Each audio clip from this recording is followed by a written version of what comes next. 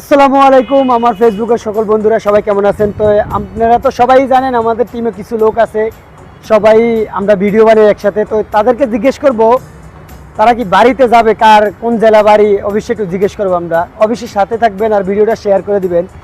আমার লোকগুলো দাঁড়া যাইতে আছি। হৃদয় ভাই, হৃদয় ভাই বাড়িতে যাবেন? ভাই বাড়িতে যাওয়ার ইচ্ছা আছে। আচ্ছা, আপনার দেশের বাড়ি কোথায় হৃদয় ভাই? আমার দেশের বাড়ি হচ্ছে আপনার নেত্রকোনা, ময়মনসিংহ বিভাগ পড়ছে। তো বাড়িতে যাবেন? ইনশাল্লাহ যাবো, আলো যদি নেওয়া আর কি।